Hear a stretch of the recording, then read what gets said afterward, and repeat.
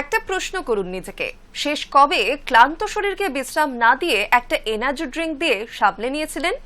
একটা ক্যান খুললেন, কয়েক চুমুক খেলেন, কিছুক্ষণ পর মনে হলো ঘুম উধাও, মাথা ফ্রেশ, কাজের গতি বেড়ে গেছে, মনে হচ্ছে শরীরের ভেতর যেন নতুন করে এনার্জি তৈরি হয়েছে। কিন্তু সত্যিই কি তাই? নাকি আপনার শরীরকে শক্তি দেওয়া হয়নি, শুধু ক্লান্তির সংকেতটাকেই কিছুক্ষণের জন্য চুপ করিয়ে দেওয়া হয়েছে? আর যদি বলি, যে পানীয়কে আমরা বছরের পর বছর এনার্জি ড্রিঙ্ক বলে চিনে এসেছি, সেটাই এবার সরকারি নিয়মের প্রশ্নের মুখে। দেশের খাদ্য নিরাপত্তা নিয়ন্ত্রক সংস্থা FSSAI বলছে, ভারতের খাদ্যমান আইনে এনার্জি ড্রিঙ্ক নামে কোনো স্বীকৃত খাদ্য বিভাগই নেই। এমনকি শরীরে শক্তি বাড়ায় বা মনোযোগ বাড়ায় এর মতো দাবিও প্রশ্নের মুখে। তাহলে ক্যানের ভেতরে আসলে কি আছে? ক্যাফেন, চিনি, নাকি সত্যি এনার্জি? আর একটা ক্যান খাওয়ার পর আপনার শরীরে আসলে কি ঘটে? চলুন বিজ্ঞাপনের আড়ালে থাকা আসল সত্যটা সহজ ভাষায় বুঝে নেওয়া যাক। একটা ঠান্ডা পানীয়র ক্যান, ঢাকনা খুলতেই একটা শব্দ, তারপরেই কয়েক চুমুক। কেউ অফিসের ক্লান্তির মধ্যে এটা খান, কেউ জিমে যাওয়ার আগে, কেউ রাত জেগে পড়াশোনা করার সময়, আবার কেউ মনে করেন শরীর যখন আর সঙ্গ দিচ্ছে না, তখন একটা এনার্জি ড্রিঙ্ক খেলেই যেন মুহূর্তে ফিরে আসবে হারিয়ে যাওয়া সব শক্তি। কারণ নামটাই তো এনার্জি ড্রিঙ্ক।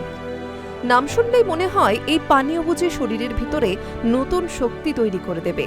কিন্তু এবার সেই ধারণার সামনে দাঁড়িয়েছে দেশের খাদ্য নিরাপত্তা নিয়ন্ত্রক সংস্থা FSSAI। সংস্থার বক্তব্য, ভারতের খাদ্যমান আইনে এনার্জি ড্রিঙ্ক নামে কোনো স্বীকৃত খাদ্য বিভাগই নেই। তাই এই ধরনের পানীয়ের লেবেল থেকে এনার্জি ড্রিঙ্ক শব্দটি সরানোর জন্য প্রস্তুতকারক সংস্থাগুলিকে 90 দিনের সময় দেওয়া হয়েছে। আর এখানেই তৈরি হয়েছে বড় প্রশ্ন, যে পানীয়কে আমরা এতদিন এনার্জি ড্রিঙ্ক বলে চিনেছি, সেটা তাহলে আসলে কি?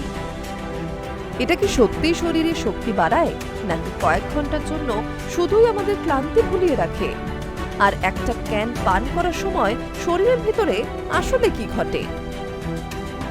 এনার্জি ড্রিঙ্ক নামটাই যখন প্রশ্নের মুখে, প্রথমেই আসা যাক FSSAI এর নির্দেশে।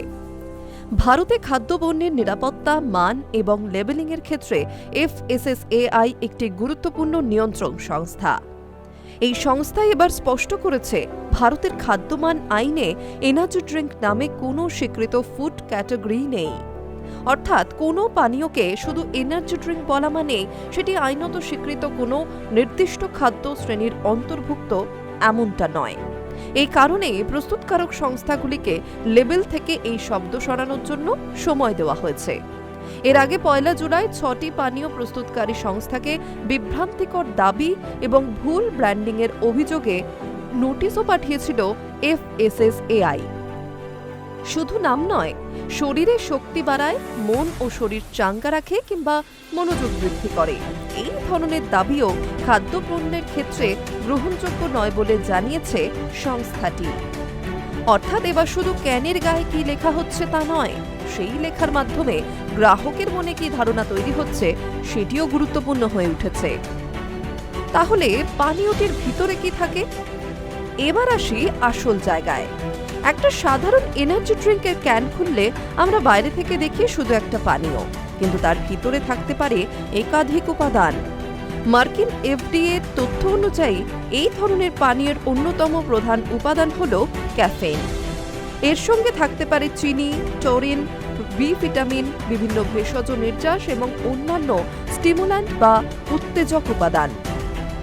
আর এখানেই সবচেয়ে গুরুত্বপূর্ণ বিষয়টি হলো, এই উপাদানগুলির উদ্দেশ্য শরীরের ভিতরে নতুন করে শক্তি তৈরি করা নয়, বরং কিছু সময়ের জন্য সজাগতা বা অ্যালার্টনেস বাড়ানো।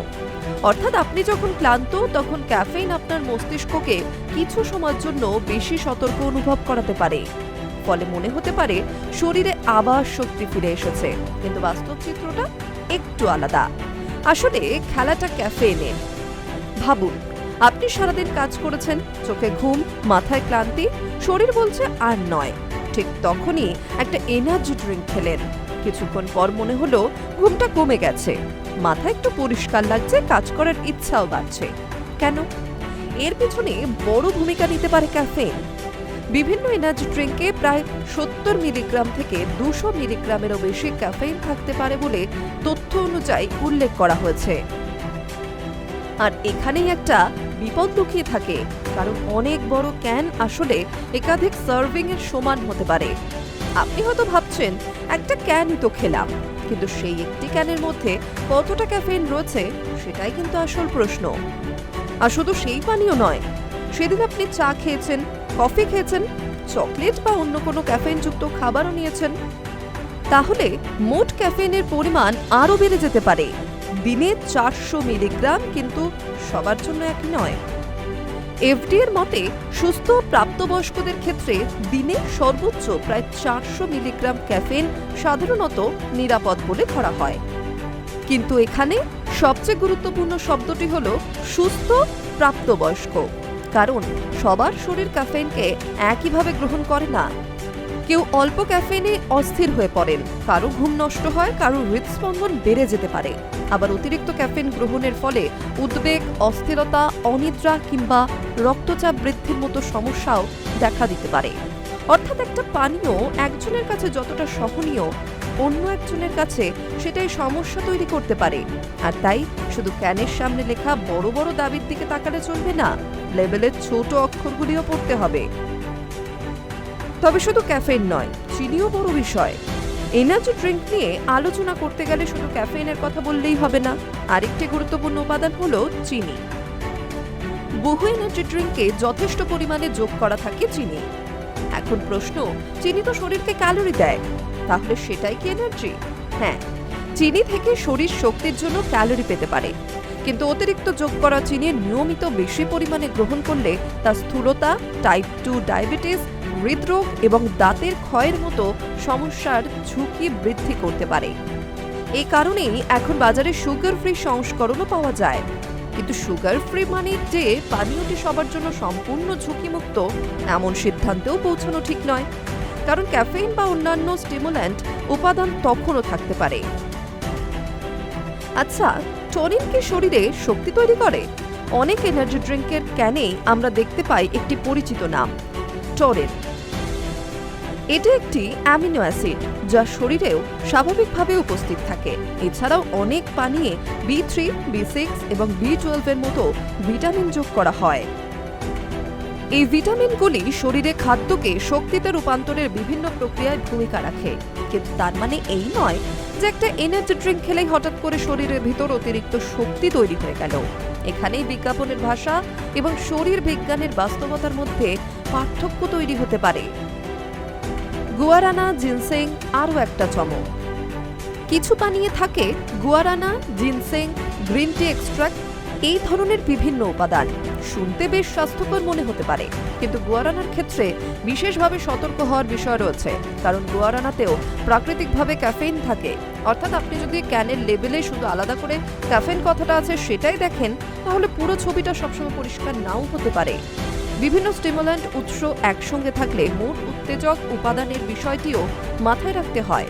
তাই হার্বাল লেখা আছে মানে সেটা ক্যাফেইন মুক্ত বা ঝুঁকি মুক্ত এমনটা ধরে নেওয়া উচিত নয়। তাহলে সত্যিই কি এনার্জি বাড়ে?